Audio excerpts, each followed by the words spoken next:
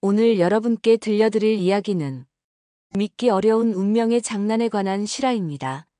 59세 윤정희 씨 3년 전 이혼 후 혼자 꽃집을 운영하며 살아가던 그녀에게 어느 날 전 남편의 청첩장이 도착합니다.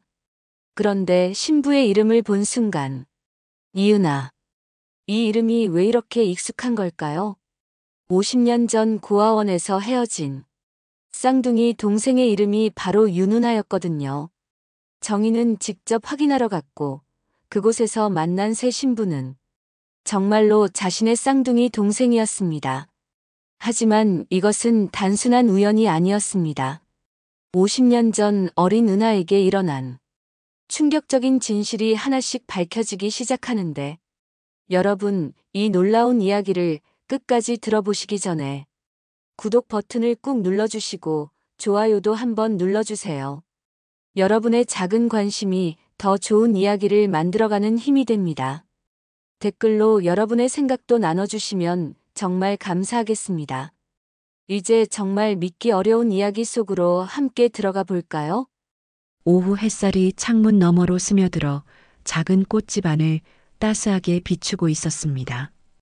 윤정이는 물을 머금은 천으로 장미줄기를 조심스럽게 닦아내며 하루를 마무리하고 있었죠. 오늘도 몇 명의 손님이 다녀갔지만 대부분은 그저 지나가다 들른 사람들이었습니다. 어머니 생신 선물로 뭐가 좋을까요? 오늘 마지막 손님이었던 젊은 여성의 말이 아직도 귓가에 맴돌고 있었습니다. 정희는 그때 카네이션을 권했지만 마음 한편으론 부러움이 스며들었죠.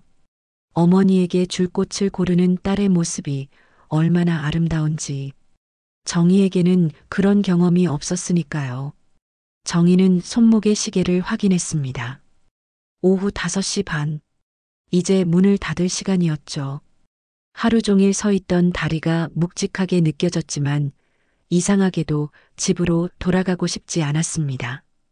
혼자 있는 집에서 텔레비전 소리만 들으며 저녁을 먹는 일상이 오늘따라 더욱 쓸쓸하게 느껴졌거든요. 내가 무슨 죄를 지었길래 가족도 아이도 없이 사는 걸까? 정희는 작은 한숨을 내쉬며 카운터 위를 정리하기 시작했습니다.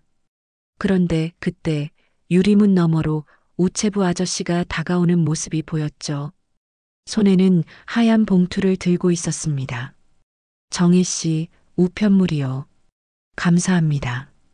정희는 봉투를 받아들며 발신자를 확인했습니다. 그 순간 정희의 손이 살짝 떨렸죠. 박상현이라는 이름이 적혀 있었거든요. 3년 전 협의 이혼한 전 남편의 이름이었습니다. 정희는 봉투를 뜯지 않은 채 한참을 바라보았습니다. 상현과 헤어질 때 서로 연락하지 않기로 약속했었는데 무슨 일일까요? 혹시 몸이 아픈 건 아닐까? 아니면 사업에 문제가 생긴 걸까? 여러 가지 생각이 머릿속을 스쳐 지나갔습니다. 마침내 정희는 봉투를 조심스럽게 열었습니다. 안에서 나온 것은 고급스러운 청첩장이었죠. 정희의 눈이 커졌습니다. 청첩장 앞면에는 아름다운 꽃무늬와 함께 글씨가 새겨져 있었어요. 다시 가정을 꾸리게 됐습니다. 오셔도 안 오셔도 좋습니다. 짧은 메모가 청첩장에 붙어 있었습니다. 상현의 필체였죠. 정희는 씁쓸한 미소를 지으며 청첩장을 카운터 위에 내려놓았습니다. 그런데 그 순간 청첩장 안쪽에 적힌 신부의 이름이 눈에 들어왔어요. 이은아. 정희의 심장이 이상하게 뛰기 시작했습니다. 은아. 이 이름이 왜 이렇게 익숙하게 느껴지는 걸까요? 어디서 들어본 것 같은데. 정희는 고개를 갸우뚱하며 이름을 다시 천천히 읽어보았습니다. 이은아. 입 밖으로 소리내어 읽어보니 더욱 친숙한 느낌이 들었어요. 마치 어린 시절부터 불러온 이름 같았죠. 하지만 아무리 생각해봐도 주변에 그런 이름의 사람은 없었습니다. 정희는 청첩장을 다시 봉투에 넣고 가방 안에 집어넣었습니다. 그리고 꽃집 문을 잠그고 집으로 향했죠. 걸어가는 내내 이은하라는 이름이 머릿속에서 맴돌았습니다. 분명히 어디선가 들어본 이름인데 도대체 어디서였을까요? 집에 도착한 정희는 평소와 다름없이 저녁을 준비했습니다. 하지만 오늘은 식욕이 없었어요. 청첩장 때문인지 아니면 그 이상한 기분 때문인지 정희는 거실 소파에 앉아 천장을 바라보았습니다. 형광등 불빛이 차갑게 내려다보고 있었죠. 상현 씨도 이제 새로운 사람과 행복하게 사는구나. 정희는 혼자 중얼거렸습니다. 서운한 마음보다는 안도감이 더 컸어요. 자신 때문에 상현이 혼자 지내는 게 아니라는 사실이 다행스러웠거든요. 비록 아이가 없어서 헤어지게 됐지만 그래도 15년 동안 함께 살았던 사람이니까요. 하지만 여전히 이은하라는 이름이 마음에 걸렸습니다. 정희는 가방에서 청첩장을 다시 꺼내어 그 이름을 유심히 바라보았어요. 글씨체도 한자도 낯설지 않았습니다. 마치 자신의 이름처럼 자연스럽게 느껴졌죠. 그날 밤 정희는 오랫동안 잠들지 못했습니다. 꿈속에서도 이은하라는 이름이 계속 들려왔어요. 누군가 그 이름을 부르는 목소리가, 아주 어린아이의 목소리가 귓가에 맴돌았습니다. 며칠이 지나도 정희는 이은하라는 이름을 잊을 수 없었습니다. 꽃집에서 일하는 동안에도, 집에서 저녁을 먹는 동안에도 그 이름이 자꾸만 떠올랐죠. 마치 잃어버린 무언가를 찾아야 한다는 강박감 같은 것이 마음속에 자리 잡고 있었어요. 결국 정희는 참을 수 없었습니다. 평일 오후 손님이 거의 없는 시간에 정희는 스마트폰을 꺼내 들었죠. 박상현의 이름을 검색창에 입력했습니다. 예전엔 이런 일을 해본 적이 없었는데 오늘은 어쩐지 그의 근황이 궁금했어요. 박상현 대표, 재혼, 검색 결과가 나타났습니다. 상현이 운영하는 중소기업의 공식 블로그였어요. 정희는 떨리는 손으로 화면을 터치했습니다. 그곳에는 최근 게시물들이 올라와 있었죠. 회사 소식, 직원들과의 사진, 그리고 결혼 관련 소식까지. 축하합니다. 저희 박상현 대표님께서 평생의 반려자를 만나 새로운 출발을 하게 되었습니다. 게시물 아래에는 결혼식 사진 몇 장이 올라와 있었어요. 정희는 숨을 고르며 첫 번째 사진을 클릭했습니다. 상현이 검은 정장을 입고 환하게 웃고 있는 모습이 보였죠. 그 옆에는 하얀 드레스를 입은 여성이 서 있었습니다. 순간 정희의 손이 멈췄어요. 스마트폰이 바닥에 떨어질 뻔했지만 간신히 붙잡았습니다. 사진 속 여성의 얼굴을 본 순간 온몸에 전율이 흘렀거든요. 저 사람, 나랑 닮은 것 같은데. 정희는 화면을 확대해서 신부의 얼굴을 자세히 들여다보았습니다. 눈매, 코의 형태, 입술의 모양, 거울을 보는 것 같았어요. 물론 나이 차이는 있었지만 전체적인 인상이 너무나 비슷했습니다. 아니야, 그럴 리가 없어. 나이도 비슷한 것 같은데. 정희는 고개를 저으며 사진을 다시 보았습니다. 하지만 볼수록 더욱 확신이 들었어요. 특히 눈가의 주름과 미소 짓는 방식이 자신과 놀랍도록 비슷했죠. 그날 저녁 정희는 평소보다 일찍 꽃집 문을 닫았습니다. 집에 돌아가자마자 오래된 서랍을 열어젖혔어요. 먼지가 쌓인 사진첩들이 쌓여 있었습니다. 정희는 그 중에서 가장 오래된 앨범을 꺼냈죠. 어디 있었지? 정희는 사진첩을 넘기며 유년 시절 사진들을 찾았습니다. 고아원에서 찍은 사진들이었어요.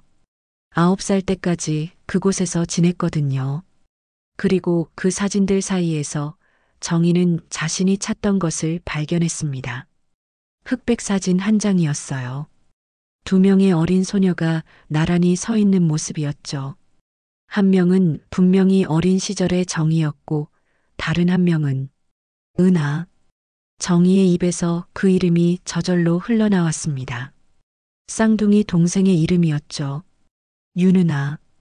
고아원에서 함께 지내다가 9살 때 헤어진 동생의 이름이었어요.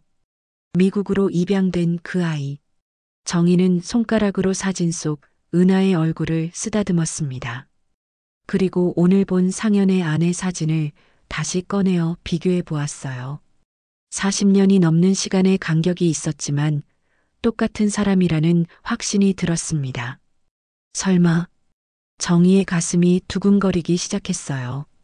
만약 상현의 새 아내가 정말 자신의 동생이라면, 그것도 쌍둥이 동생이라면 이런 우연이 있을 수 있는 걸까요? 정희는 컴퓨터를 켜고 다시 한번 검색을 시작했습니다. 이번에는 이은하라는 이름으로 검색했어요. 하지만 특별한 정보는 나오지 않았습니다. 다만 몇 개의 블로그에서 상현과의 결혼 소식이 언급되어 있을 뿐이었죠. 이은하. 윤은하가 아니라 이은하? 정희는 중얼거렸습니다. 입양된 후 성이 바뀌었을 수도 있잖아요. 그런 경우는 흔한 일이었거든요. 그날 밤 정희는 거의 잠들지 못했습니다.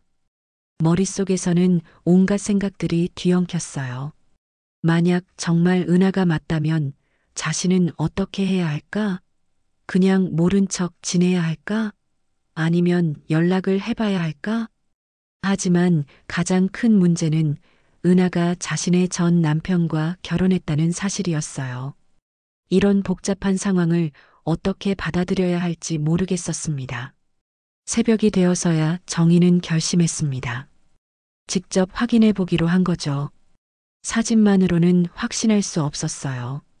직접 만나서 이야기를 나눠봐야겠다고 생각했습니다. 정희는 스마트폰에서 상현의 회사 주소를 검색했어요. 그리고 그 근처에 있는 주택가 정보도 찾아보았습니다. 상현이 어디에 살고 있는지는 모르지만 회사 근처일 가능성이 높았거든요. 한번 가봐야겠어. 정희는 사진첩을 품에 안고 잠자리에 들었습니다. 꿈속에서도 어린 시절의 은하가 나타났어요. 고아원 마당에서 함께 놀던 모습, 밤에 같은 침대에서 속삭이며 이야기하던 모습들이 생생하게 떠올랐습니다. 언니, 우리 헤어지면 안 돼. 꿈속의 은하가 울먹이며 말했죠. 괜찮아. 언젠가 다시 만날 거야. 어린 정희가 동생을 다독이며 답했습니다. 하지만 그 약속은 50년 동안 지켜지지 않았어요. 그런데 지금 이런 방식으로 다시 만나게 될 줄은 상상도 못했죠. 다음 날부터 정희는 박상현의 집을 찾아다녔습니다. 오후에 꽃집을 일찍 닫고 상현의 회사 근처로 향했습니다. 가슴이 두근거렸지만 이 궁금증을 해결하지 않으면 밤잠을 이룰 수 없을 것 같았어요. 상현의 회사 주변을 한 바퀴 돌아본 후 정희는 근처 주택가로 발걸음을 옮겼습니다. 상현은 예전부터 회사 근처에 살기를 좋아했거든요. 출퇴근이 편하다는 이유로요. 정희는 기억을 되짚어가며 골목길을 하나씩 살펴보았어요. 며칠간 이런 식으로 주변을 맴돌았습니다. 마치 탐정이 된 것 같았어요. 상현의 일과 패턴을 파악하고 그가 어디에 사는지 알아내려고 했죠. 평일 오전에는 회사에 있을 테니 오후 늦은 시간이나 주말에 집에 있을 거라고 생각했습니다. 사흘째 되는 날 정희는 드디어 상현의 집을 찾아냈어요. 한 골목 모퉁이에서 상현이 검은색 세단에서 내리는 모습을 목격했거든요. 2층짜리 단독주택이었습니다. 정희는 멀찍이 떨어진 곳에서 그 집을 지켜보았죠. 저기가 상현 씨 집이구나. 정희는 혼자 중얼거렸습니다. 그런데 이상했어요. 집 주변에 이삿짐 상자들이 여기저기 놓여 있었거든요. 아직 이사를 완전히 끝내지 못한 것 같았습니다. 그 다음 날 정희는 상현이 회사에 있을 시간을 노려서 다시 그 집 앞으로 갔습니다. 이번에는 좀 더 가까이 가볼 작정이었어요. 정문이 활짝 열려 있었고 마당에서는 누군가 이삿짐을 정리하는 소리가 들려왔습니다. 정희는 조심스럽게 정문 근처로 다가갔어요. 그때 집안에서 여성의 목소리가 들려왔습니다. 아직 정리할 게 많네. 목소리가 낯설지 않았어요. 어디선가 들어본 것 같은 느낌이었죠. 정희는 귀를 기울이며 조금 더 가까이 갔습니다. 그때 집안에서 한 여성이 상자를 들고 나왔어요. 정희는 그 순간 숨이 멎는 듯 했습니다. 사진에서 본 것보다 훨씬 더 자신과 닮아 있었거든요. 아니, 닮은 정도가 아니라 거의 똑같았어요. 여성은 정희를 발견하고 깜짝 놀란 표정을 지었습니다. 손에 들고 있던 상자를 바닥에 내려놓고 천천히 정희에게 다가왔어요. 두 사람은 서로를 바라보며 말없이 서 있었죠. 혹시 정희 언니? 여성이 조심스럽게 물었습니다. 정희는 더욱 놀랐어요. 어떻게 자신의 이름을 알고 있는 걸까요? 어떻게 제 이름을? 나 은하야. 나 살아있었어. 언니 찾으려고 했는데. 그 말을 듣는 순간 정희는 온몸에 전율이 흘렀습니다. 그 은하가 정말 자신의 쌍둥이 동생이었던 거예요. 50년 만의 재회였죠. 은하. 정말 은하야? 정희의 목소리가 떨렸습니다. 은하는 고개를 끄덕이며 눈물을 흘렸어요. 언니, 정말 언니 맞지? 나 항상 언니 생각했어. 두 사람은 서로를 바라보며 울음을 터뜨렸습니다. 50년이라는 긴 세월이 한순간에 사라지는 듯 했어요. 어린 시절 고아원에서 함께 지내던 그때가 어제 일처럼 생생했죠. 은하는 정희의 손을 잡으며 말했습니다. 우선 안으로 들어와. 이야기할 게 너무 많아. 은하의 손길이 따뜻했어요. 어린 시절 그대로였습니다. 정희는 은하를 따라 집 안으로 들어갔죠. 거실은 아직 정리가 덜 된 상태였지만 따뜻한 느낌이었어요. 언니, 정말 너무 보고 싶었어. 은하가 부엌으로 가며 말했습니다. 정희는 거실을 둘러보았어요. 그런데 그때 정희의 시선이 탁자 위의 결혼사진에 멈췄습니다. 은하가 하얀 드레스를 입고 웃고 있고 그 옆에는 박상현이 서 있었어요. 정희는 예상했던 모든 것을 깨달았습니다. 은하가 정말 상현의 새 아내였던 거예요. 자신의 쌍둥이 동생이 내 전 남편과 결혼한 것이었죠. 언니, 여기 차. 은하가 차를 들고 돌아왔지만 정희의 표정을 보고 걱정스러워했어요. 언니, 괜찮아? 얼굴이 하얘졌어. 정희는 은하의 손을 바라보았습니다. 왼손 약지에 반짝이는 결혼 반지가 보였거든요. 순간 현실이 다시 돌아왔어요. 미안해.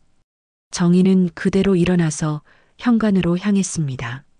언니, 어디가? 우리 이제야 만났는데.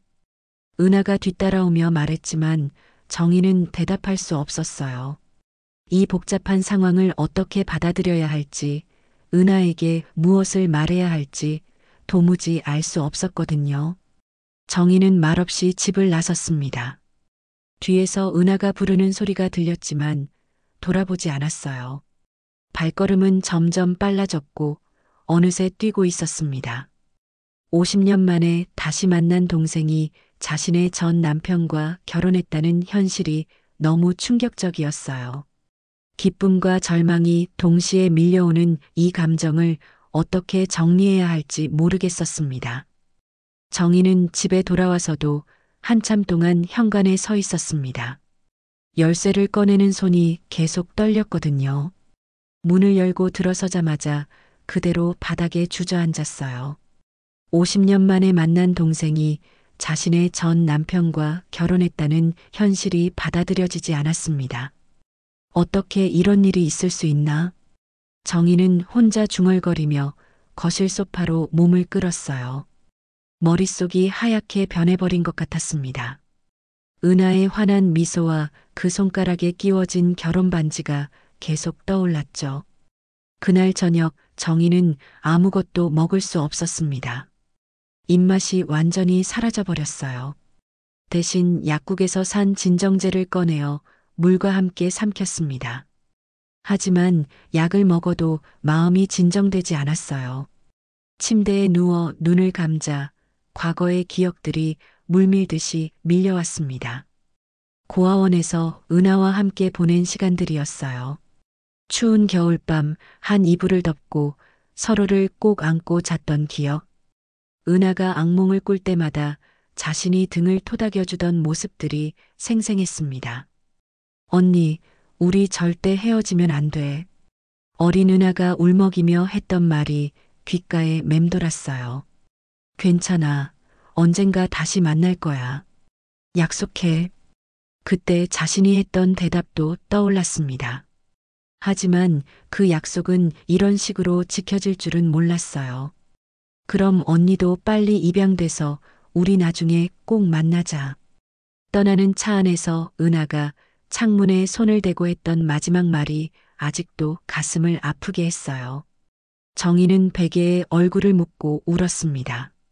기쁨과 슬픔, 그리고 배신감 같은 것들이 뒤섞여 가슴을 짓눌렀어요.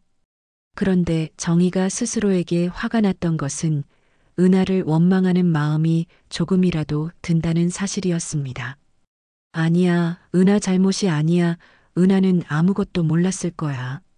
정희는 자신에게 계속 이렇게 말했지만 마음 한편에서는 복잡한 감정들이 꿈틀거렸어요. 그날 밤은 거의 잠들지 못했습니다. 새벽이 되어서야 잠깐 눈을 붙였는데 꿈속에서는 어린 시절의 기억들이 뒤섞여 나타났어요. 고아원에서 은하와 함께 밥을 먹던 모습, 운동장에서 함께 뛰어놀던 모습, 그리고 박상현과 처음 만났던 날의 기억까지 이상했습니다. 왜 꿈에서 상현이 나타났을까요? 정희와 상현이 처음 만난 건 20년 전이었어요. 친구의 소개로 만난 맞선이었죠. 그때 상현은 정중하고 따뜻한 사람이었습니다. 정희도 그런 상현에게 마음을 열었고 결혼까지 하게 됐죠. 하지만 아이가 없다는 이유로 결국 헤어지게 됐습니다. 상현도 정희도 서로를 원망하지는 않았어요. 다만 운명이 그렇게 된 것이라고 받아들였죠. 그런데 은하가 상현 씨와 정희는 다시 현실로 돌아왔습니다. 이 상황을 어떻게 받아들여야 할까요? 이틀째 정희는 꽃집 문을 열지 않았습니다. 손님들이 와도 나갈 수가 없었어요. 집안에서만 맴돌며 이 상황을 어떻게 받아들여야 할지 고민했습니다. 사흘째 되는 날 정희는 간신히 꽃집으로 나갔습니다. 하지만 일에 집중할 수 없었어요. 꽃을 정리하다가도 자꾸 딴 생각이 났고 손님이 와도 제대로 응대하지 못했죠. 그때 꽃집 유리문이 열리는 소리가 들렸습니다. 정희가 고개를 들어보니 은하가 서 있었어요. 며칠 전보다 훨씬 초췌해 보였습니다. 눈가가 부어 있는 걸 보니 많이 울었나 봤어요. 언니, 은하가 조심스럽게 불렀습니다. 정희는 꽃가위를 내려놓고 은하를 바라보았어요. 마음이 복잡했지만 동생을 보니 반가운 마음도 들었습니다. 언니, 그렇게 가버리면 어떡해. 은하의 목소리에는 걱정과 서운함이 섞여 있었습니다. 은하야. 정희가 입을 열려고 했지만 무슨 말을 해야 할지 모르겠었어요. 언니, 나 상현 씨한테 들었어. 언니가 상현 씨 전 아내라는 거.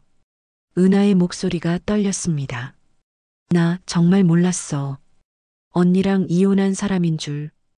은하가 울기 시작했습니다. 정희는 어떻게 반응해야 할지 몰라서 그저 서 있기만 했어요. 언니, 나 어떻게 해야 해? 50년 만에 만난 언니의 전 남편과 내가 결혼했다니. 이런 운명이 있을 수 있나? 은하의 절망적인 목소리였습니다. 정희는 은하에게 다가가서 그의 어깨에 손을 올렸어요. 은하야, 내 잘못이 아니야. 하지만 언니, 이 상황이 너무 복잡해. 나는 언니를 아프게 하려고 태어난 게 아니야. 은하가 정희를 바라보며 말했습니다. 그 눈빛에서 어린 시절의 은하가 보였어요. 두 자매는 꽃집 안에서 서로를 바라보며 울었습니다. 50년 만의 재회가 이렇게 복잡하고 아픈 상황이 될 줄은 상상도 못했죠. 은하와의 만남 이후 며칠이 지났지만 정희의 마음은 여전히 복잡했습니다. 꽃집에서 일을 하면서도 자꾸만 과거가 떠올랐어요. 특히 고아원에서의 기억들이 더욱 선명해졌습니다. 그런데 이상했어요. 예전에는 기억나지 않던 일들이 하나씩 떠오르기 시작했거든요. 그날 오후 정희는 꽃집을 일찍 정리하고 오랜만에 시내로 나갔습니다. 특별한 용무는 없었지만 집에만 있으면 자꾸 생각이 많아져서였어요. 걷다가 우연히 지나게 된 곳은 옛날 고아원이 있던 자리였습니다. 여기가 그 자리였나? 정희는 발걸음을 멈추고 주변을 둘러보았어요. 지금은 아파트 단지가 들어서 있었지만 분명히 이곳이었습니다. 어린 시절을 보낸 그 고아원 말이에요. 정희야? 윤정희 맞니? 뒤에서 누군가 부르는 소리에 정희가 돌아보았습니다. 70대로 보이는 할머니가 정희를 반갑게 바라보고 있었어요. 누구시죠? 아이고, 나 몰라. 나 김원장이야. 예전에 천사원에서. 정희는 깜짝 놀랐습니다. 고아원에서 자신과 은하를 돌봐주던 그 원장님이었어요. 많이 늙으셨지만 눈빛은 예전 그대로였습니다. 원장님, 아이고, 정말 정이구나. 이렇게 다 컸네. 그런데 여기는 왜 왔어? 김 원장이 정희의 손을 잡으며 반가워했어요. 정희는 마음이 복잡했지만 반가운 마음도 들었습니다. 그냥 옛날 생각이 나서 지나가다가요. 그래, 나도 가끔 이쪽으로 와. 옛날 생각도 나고. 그런데 정희야, 은하는 어떻게 지내나? 소식 들었어? 김 원장의 질문에 정희는 당황했어요. 어떻게 대답해야 할까요? 은하요? 최근에 만났어요. 정말 잘 됐구나. 내가 그렇게 걱정했는데. 은하가 입양될 때 참 마음이 아팠거든. 김 원장의 표정이 어두워졌습니다.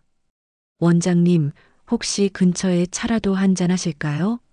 오랜만에 뵈었는데. 정희가 제안했어요. 김 원장과 이야기를 나누고 싶었거든요. 특히 은하의 입양에 관한 이야기를 더 자세히 듣고 싶었습니다. 두 사람은 근처 카페로 향했습니다. 조용한 구석자리에 앉아서 차를 주문한 후 김 원장이 먼저 입을 열었어요. 그때 은하 보내는 게 정말 힘들었어. 너희 둘이 얼마나 붙어 다녔는데. 그럼 그때 다른 방법은 없었나요? 정희가 조심스럽게 물었습니다. 김 원장은 잠시 망설이더니 한숨을 쉬었어요. 정희야, 사실 그때 상황이 좀 복잡했어. 고아원 운영이 어려워서. 어떻게 어려우셨는데요? 재정 문제가 심각했거든.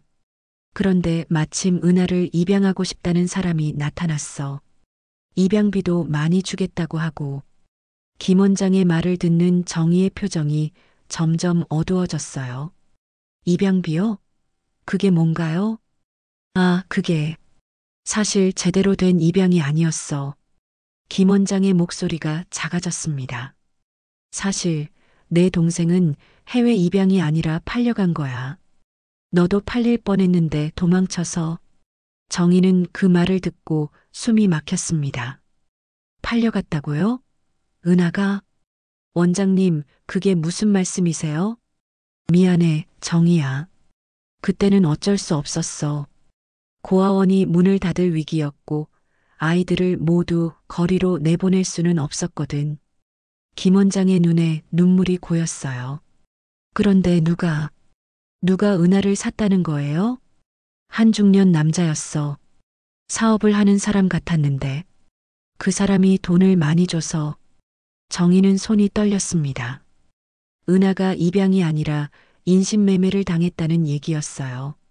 그 사람, 혹시 이름이나 사진 같은 거 기억나세요? 글쎄, 이름은 박모 씨였던 것 같은데. 아, 맞다. 사진이 있을 거야. 김 원장이 가방에서 오래된 수첩을 꺼냈어요. 그 안에는 여러 가지 메모와 함께 몇 장의 사진이 끼워져 있었습니다. 여기, 이 사람이야. 김 원장이 한 장의 사진을 꺼내서 정희에게 보여주었어요. 정희는 그 사진을 보는 순간 온몸에 소름이 돋았습니다. 사진 속의 남자는 젊은 시절의 박상현의 아버지였어요. 정희가 상현과 결혼했을 때 만났던 시아버지의 젊은 모습이었습니다. 이 사람, 박 회장이에요? 맞아, 박 회장이라고 했어. 그 사람이 은하를 데려갔지. 정희는 머리가 어지러워졌어요. 박상현의 아버지가 어린 은하를 샀다는 얘기였습니다. 그리고 지금 은하는 그 집안의 며느리가 되어 있었어요. 원장님, 그럼 은하는 미국으로 간 게 아니었어요? 아니야. 처음에는 그 집에 있었을 거야.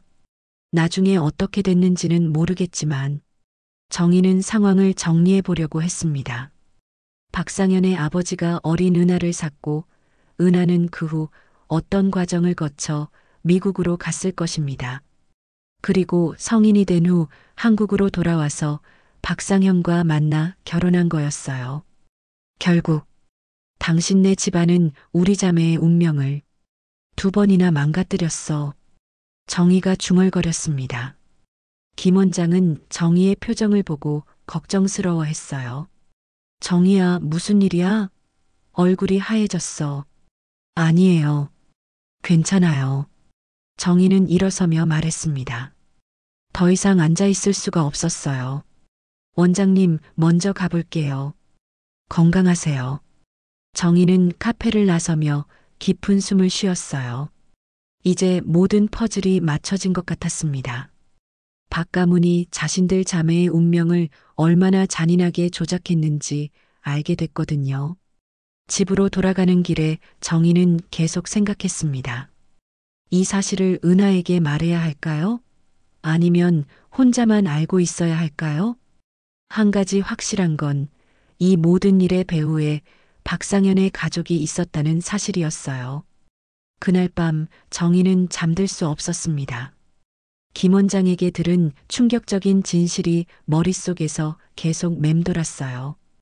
박상현의 아버지가 어린 은하를 인신매매했다는 사실, 그리고 지금 은하가 그 집안의 며느리가 되어 있다는 현실이 받아들여지지 않았습니다. 며칠 고민 끝에 정희는 결심했습니다. 은하에게 모든 진실을 말해야 한다고요. 동생에게는 자신의 과거를 알 권리가 있었으니까요. 정희는 은하에게 전화를 걸었어요. 은하야, 시간 있으면 우리 집으로 와줄래? 중요한 이야기가 있어. 언니, 무슨 일이야? 목소리가 심각해. 직접 만나서 이야기할게. 꼭 와줘. 1시간 후 은하가 정희의 집에 나타났습니다. 얼굴이 상기되어 있었어요. 뭔가 감정적으로 흥분한 상태 같았습니다. 언니, 사실 나도 할 말이 있어. 상현 씨가 요즘 이상해. 결혼 전이랑 완전히 달라졌어. 어떻게? 집 밖 출입을 제한하려고 하고 내 친구들과 만나는 것도 싫어해. 마치 나를 감시하는 것 같아. 정희는 은하의 말을 들으며 불안해졌어요. 그런데 이제 더 충격적인 이야기를 해야 했습니다. 은하야, 앉아. 너에게 꼭 해야 할 이야기가 있어. 정희는 김 원장에게 들은 모든 것을 차근차근 설명했습니다. 은하의 표정이 점점 굳어갔어요. 뭐라고? 나를 샀다고? 그래. 정식 입양이 아니라 돈을 주고 산 거야. 그리고 그 사람이 박상현 씨 아버지라는 거지. 은하는 한참 동안 말을 잇지 못했습니다. 손이 덜덜 떨리고 있었어요. 그럼 내 인생 자체가 거짓말이었다는 거야? 은하야. 아니야, 이건 말이 안 돼. 상현 씨는 분명 모를 거야. 은하가 일어서며 말했습니다. 집에 가서 직접 물어볼게. 이게 사실인지 확인해야겠어. 그날 저녁 은하는 박상현이 퇴근하기를 기다렸습니다. 정희에게 들은 이야기가 사실인지 확인하고 싶었어요. 상현 씨, 들어오셔서 앉아보세요. 중요한 얘기가 있어요. 박상현은 은하의 진지한 표정을 보고 자리에 앉았습니다. 제가 어렸을 때 고아원에서 저를 데려간 사람이 상현 씨 아버지라는 얘기를 들었어요. 박상현의 얼굴이 순간 굳어졌어요. 그의 반응만 봐도 사실이라는 걸 알 수 있었습니다. 누가 그런 얘기를? 사실이죠, 안 그래요? 박상현은 잠시 망설이더니 한숨을 쉬었어요. 그래요, 사실이에요. 하지만 그건 아버지 일이고 저는 몰랐어요. 언제부터 아셨어요? 당신이 한국에 돌아왔을 때 아버지가 당신 신상 정보를 너무 자세히 알고 계셨어요. 그때 의심하기 시작했죠. 은하는 충격에 빠져 있었어요. 그럼 저랑 결혼한 것도 계획된 일이었어요? 아니에요. 그건 아니에요. 제가 당신을 진심으로. 진심? 은하가 비웃으며 말했습니다. 진심이면 왜 정희 언니가 상현 씨 전 아내라는 걸 숨기셨어요? 박상현이 입을 다물었어요. 상현 씨, 이 모든 상황이 우연의 일치라고 생각하세요? 제가 바보로 보여요? 은하 씨, 과거는 과거예요. 중요한 건 지금 당신이 제 아내라는 거죠. 그 말을 들은 은하는 박상현을 믿을 수 없다는 듯이 바라보았어요. 과거는 과거라고요? 제 인생을 농락한 게 과거라고요? 너무 감정적으로 받아들이지 마세요. 우리 지금까지 잘 살았잖아요. 은하는 더 이상 들을 수 없었습니다. 안방으로 가서 여행 가방을 꺼내기 시작했어요. 뭐 하는 거예요? 짐 싸는 거예요. 나는 언니를 아프게 하려고 태어난 게 아니에요. 박상현이 당황해서 은하를 말렸습니다. 은하 씨, 진정하세요. 감정적으로 판단하지 마세요. 감정적이요? 제가 지금 감정적으로 보여요? 난 지금까지 조종당하며 살았다는 걸 깨달았을 뿐이에요. 은하가 계속 옷을 가방에 넣자 박상현의 태도가 급격히 변했어요. 안 돼. 넌 함부로 나갈 수 없어. 박상현이 갑자기 반말로 바뀌며 은하의 핸드폰을 빼앗았습니다. 뭐 하는 거예요? 이것도 내 명의로 되어 있어. 집도 통장도 모든 게 내 거야. 은하는 그제야 자신의 처지를 깨달았습니다. 결혼 후 모든 것을 박상현에게 의존하며 살았었거든요. 상현 씨, 정말 이러실 거예요? 이혼은 생각도 하지 마. 법적으로도 내가 불리한 위치에 있어. 박상현의 목소리가 차갑게 변해 있었어요. 이제 완전히 다른 사람 같았습니다. 내가 어디 가서 뭘 할 수 있겠어? 나 없으면 아무것도 할 수 없잖아. 은하는 박상현의 진짜 모습을 보며 소름이 돋았습니다. 결혼 전에 다정했던 모습은 온데간데 없었어요. 그동안 날 이용한 거예요? 이용이라는 표현은 좀 그렇고 서로 필요에 의한 관계지. 박상현이 태연하게 말했습니다. 정희와는 아이 문제로 헤어졌지만 넌 순종적이어서 다루기도 쉽고. 은하는 그 말을 듣고 온몸이 떨렸어요. 자신이 얼마나 순진했는지 깨달았거든요. 제가 그렇게 만만해 보였어요? 만만하다기보다는 현실적인 선택이었지. 정희 같은 여자는 너무 독립적이야. 하지만 넌 내가 원하는 대로 맞춰줄 수 있잖아. 박상현의 솔직한 말에 은하는 절망감을 느꼈습니다. 자신이 사랑이라고 믿었던 모든 것이 계산된 거래였다는 사실을 알게 된 거죠. 그날 이후 며칠이 지나도 정희는 은하에게서 연락을 받지 못했습니다. 불안한 마음에 정희는 여러 번 전화를 걸어봤지만 계속 꺼져 있다는 안내 멘트만 들려왔습니다.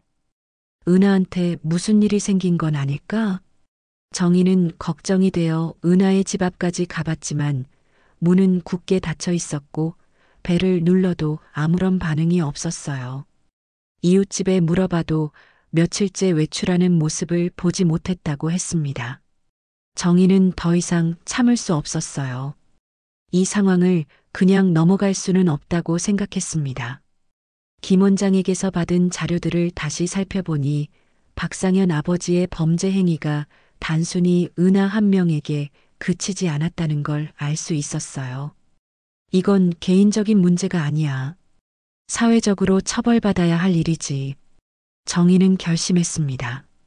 검찰에 이 사건을 신고하기로 말이에요. 김 원장에게 다시 연락해서 더 자세한 증거 자료를 수집했고 당시 피해를 당한 다른 아이들의 행방까지 추적해 봤습니다. 놀랍게도 은하 외에도 여러 명의 아이들이 비슷한 피해를 당했다는 사실을 알게 됐어요. 일부는 해외로 팔려갔고 일부는 국내의 불법 입양 시장으로 넘어갔다고 했습니다. 정희는 변호사를 찾아가 상담을 받았어요. 이 자료들을 보니 명백한 인신매매 사건이네요. 시효가 지났을 수도 있지만 피해자들이 살아있다면 충분히 고발할 수 있습니다. 그럼 어떻게 해야 하나요? 먼저 검찰에 고발장을 제출하고 피해자들의 증언을 확보해야 합니다. 특히 은하 씨의 증언이 중요할 것 같은데 지금 은하는 연락이 안 되는 상황이에요. 그럼 더욱 신속하게 움직여야겠네요. 증거인멸을 방지해야 하니까요. 정희는 변호사와 함께 검찰청으로 향했습니다. 고발장을 작성하면서 지난 50년간 쌓여온 분노와 억울함이 모두 쏟아져 나오는 듯 했어요. 피고발인 박상현 부친 박정수는 1974년부터 1980년까지 천사고아원 등 여러 고아원에서 아동들을 금전으로 매입하여 불법 입양시키는 인신매매를 저질렀습니다.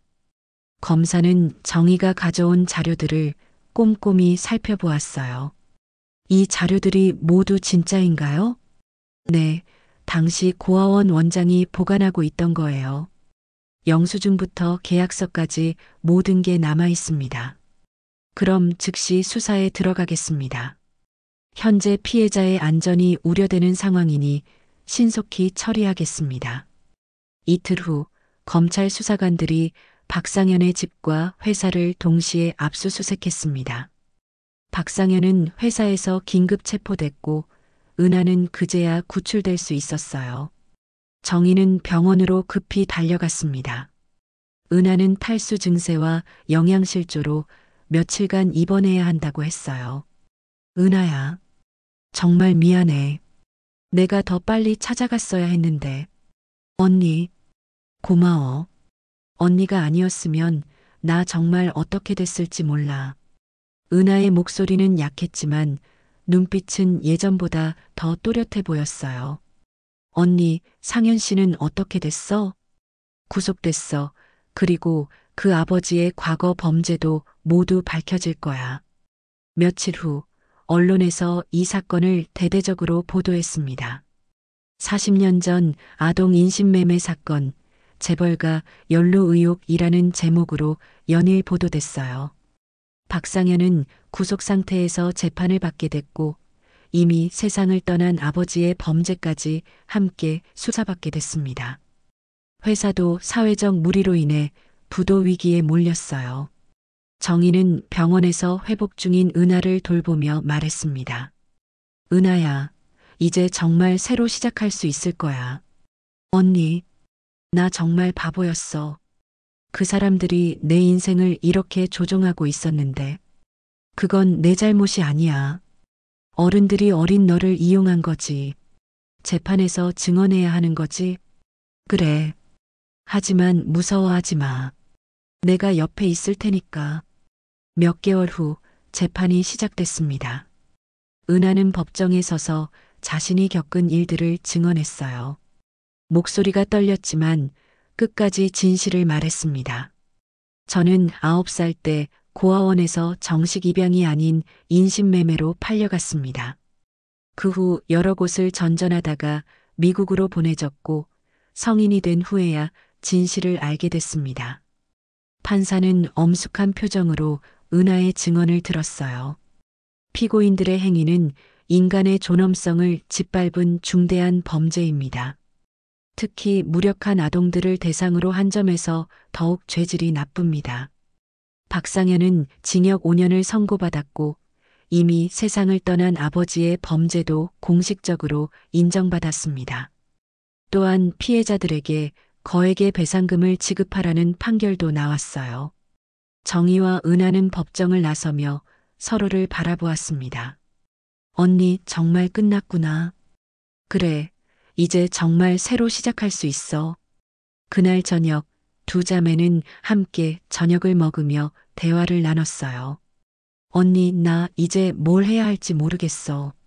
그동안 내 인생이라고 생각했던 모든 게 거짓이었잖아.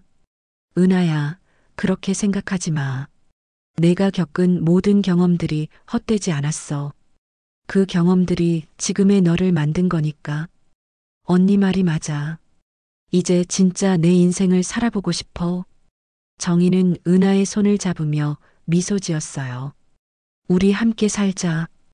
50년 만에 만난 자매인데 이제 헤어지면 안 되지. 언니, 정말 좋을까? 당연하지. 우리는 가족이야.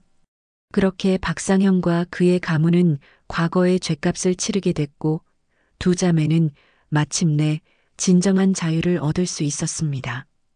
정의는 늦었지만 결국 실현됐고 50년 만에 재회한 자매들에게는 새로운 시작이 기다리고 있었어요. 6개월이 흘렀습니다. 재판이 모두 끝나고 박상현이 수감된 후 정의와 은하의 일상에도 평화가 찾아왔어요. 정의의 작은 꽃집은 이제 두 자매가 함께 운영하는 공간이 되었습니다. 언니, 이 장미들 어떻게 생각해? 색깔이 참 예쁘지? 은하가 새로 들어온 꽃들을 정리하며 정희에게 물었어요. 예전과 달리 은하의 얼굴에는 생기가 돌았습니다. 정말 예쁘다. 내가 고르는 꽃들은 항상 특별해. 정희는 은하를 바라보며 흐뭇해했어요. 지난 몇 달 동안 은하가 얼마나 많이 변했는지 느낄 수 있었거든요. 처음엔 모든 것을 의심하고 불안해했던 은하였지만 이제는 자신감을 되찾고 있었습니다. 언니, 오늘 배상금 일부가 또 들어왔어. 이제 정말 독립할 수 있을 것 같아. 독립이라니? 혹시 나랑 떨어져 살려고? 정희가 농담 반 진담 반으로 물었습니다. 아니야, 그런 게 아니라 내 힘으로 뭔가 해보고 싶다는 뜻이야. 꽃집도 더 크게 키워보고 싶고. 은하의 눈빛이 반짝였어요. 이런 모습을 보는 것이 정희에게는 가장 큰 기쁨이었습니다. 오후가 되자 단골 손님 몇 명이 꽃집을 찾았어요.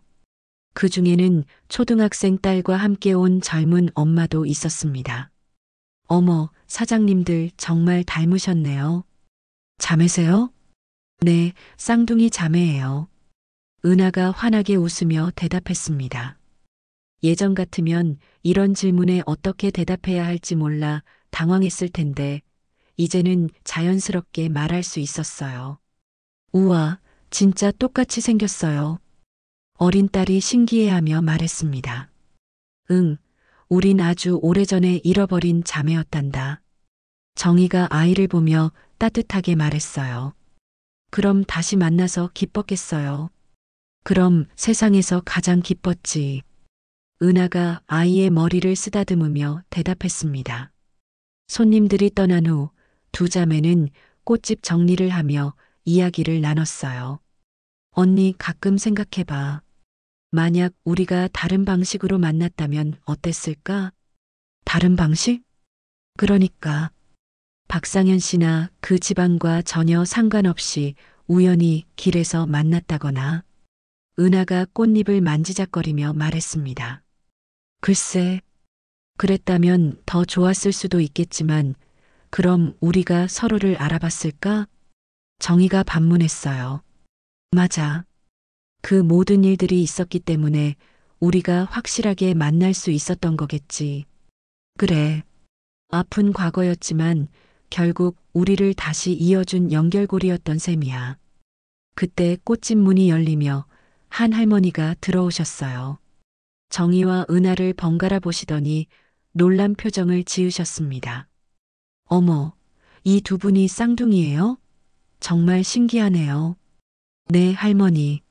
어떤 꽃을 찾으세요? 은하가 친절하게 다가가며 물었습니다. 아들 제사상에 올릴 국화를 좀 사려고 하는데 할머니의 목소리가 씁쓸해졌어요.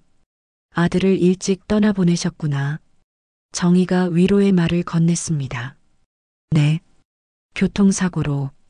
그런데 이상해요. 두 분을 보니까 우리 아들이 생각나네요. 저희가요? 아들이 어렸을 때부터 가족이 화목한 걸 부러워했거든요. 형제자매가 없어서 두 분처럼 사이좋은 자매를 보면 참 부러워했을 거예요. 할머니의 말을 들으며 정희와 은하는 서로를 바라보았어요. 할머니, 국화는 저희가 정성껏 준비해 드릴게요. 그리고 은하가 할머니의 손을 잡으며 말했습니다. 가끔 이리 들르세요. 외로우시면 언제든 오셔서 차라도 한잔하고 가세요. 그래도 될까요? 물론이죠. 저희도 할머니 같은 분이 오셔주시면 좋아요. 정희도 함께 말했습니다.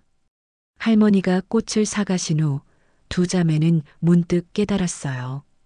자신들이 단순히 꽃을 파는 것이 아니라 사람들에게 위로와 따뜻함을 전하고 있다는 것을 말이에요. 언니, 우리 꽃집 이름을 바꿀까? 왜? 무슨 이름으로? 자매 꽃집이나 다시 만난 꽃집 같은 거 어때? 좋은 생각이네. 우리 이야기가 담긴 이름이면 더 의미가 있을 것 같아. 해가 저물어 가자 두 자매는 꽃집 문을 정리하며 하루를 마무리했어요. 언니, 내일은 뭘 하지? 내일은 새로운 꽃 품종을 알아보러 가자. 그리고 저녁에는 영화라도 보고. 좋아. 언니랑 함께하는 일상이 이렇게 행복할 줄 몰랐어. 집으로 가는 길에 은하가 문득 말했습니다. 박상현 씨는 지금 어떻게 지내고 있을까? 왜? 그 사람이 궁금해? 궁금하다기보다는 미안한 마음이 들 때가 있어. 결국 그 사람도 아버지의 죄 때문에 인생이 망가진 거잖아. 정희는 은하의 말을 들으며 놀랐어요. 그토록 고통받았던 은하가 가해자를 걱정하다니. 은하야, 너 정말 착하구나. 아니야. 그냥 복수보다는 모든 게 평화롭게 끝났으면 좋겠어. 그래, 내 말이 맞아. 우리는 이미 충분히 행복하니까. 집에 도착해서 두 자매는 함께 저녁을 준비했어요. 소박한 식사였지만 함께 나누는 시간이 소중했습니다. 언니, 우리가 같은 남자를 사랑한 것보다 서로를 다시 찾은 게 더 기적이지 않아? 은하가 밥을 먹으며 말했습니다. 정말 그래. 50년이라는 시간을 뛰어넘어 다시 만날 수 있었다는 게 기적이야. 그리고 이제 우리에게는 남은 시간이 더 소중해. 잃어버린 시간을 보상받는 기분이야. 식사를 마치고 두 자매는 거실에서 차를 마시며 앞으로의 계획을 세웠어요. 꽃집을 확장하는 것, 함께 여행을 가는 것, 그리고 비슷한 처지의 사람들을 도와주는 일까지. 언니, 우리 이야기를 책으로 써볼까? 혹시 우리처럼 헤어진 가족을 찾는 사람들에게 희망을 줄 수 있을지도 몰라. 좋은 생각이야. 두 자매는 웃으며 밤늦도록 이야기를 나눴습니다. 창밖으로는 별이 반짝이고 있었고 50년 만에 다시 만난 자매들의 새로운 인생이 시작되고 있었어요. 정희와 은하, 두 자매의 이야기는 여기까지입니다. 끝까지 들어주셔서 감사합니다. 50년 만에 다시 만난 쌍둥이 자매가 시련을 이겨내고 진정한 행복을 찾아가는 감동적인 이야기였죠. 여러분도 힘든 일이 있을 때 용기를 잃지 마시고 가족의 소중함을 잊지 마세요. 다음에 또 감동적인 이야기로 만나요.